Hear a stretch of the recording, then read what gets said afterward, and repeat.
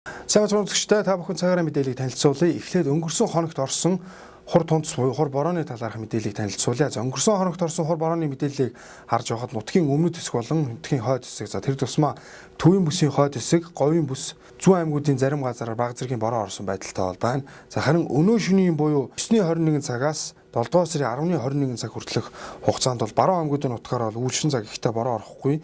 Мөн төвийн бүс нутгаар үйлшин цаг ихтэй бол бороо орохгүй. За нутгийн зүүн хэсгээр бол үйлэрхэг бороо орох төлөвтэй байгаа. Нутгийн зүүн хэсгээр үйлшээд бага зэргийн бороотой байх нь говийн бүсийн хувьд бол хараахан бороо орох төлөв бол харагдахгүй байгаамаа.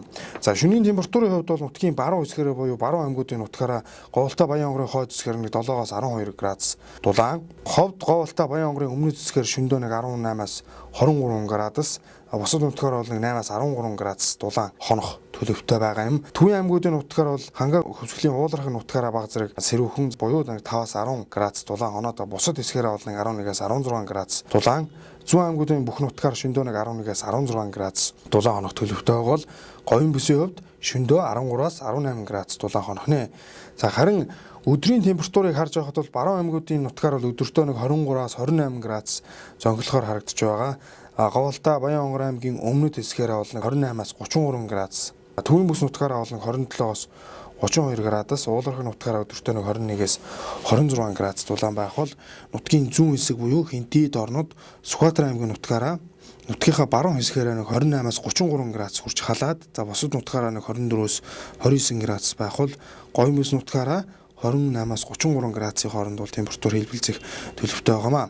За ерөнхийдөө бол 11-нд ихэнх нутгаар айгам халуун болж, 12-нд бол нутгийн баруун хагастай, 13-нд бол ихэнх нутгаар бороошиж, эрс сэрүүсгийг та бүхэн цагуур оршин шинжилгээний газраас онцгойлон анхааруулж байна. За тийм учраас 10-нд айгам халуун байж байгаад 12-нд нутгийн баруун хагастай, 13-нд бороошиж, эрс сэрүүсэн, температурын утга бол зарим газараа 10-аас 15 градусаар буурч нэлээд сэрүүсэх ийм төлөвтэй байгааг та бүхэнд онцгойлон анхааруулъя хэлье.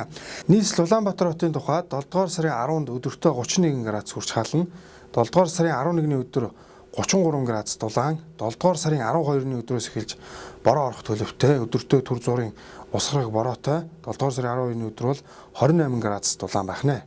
Дархан уул аймгийн тухайд аваад үзэх юм бол Дархан хот 33.10-ны өдөр, 11-ний өдөр мөн 33 градус, 12-ны өдөр бол 35 градус гээд ойрын 3 хоногтой 33-аас 35 градусын хооронд нэлээд бөхчөм халуун байх нь. Эрдэнэт хотын хувьд бол ойрын 3 хоногтой 30-аас 32 градус дулаан байх нэ.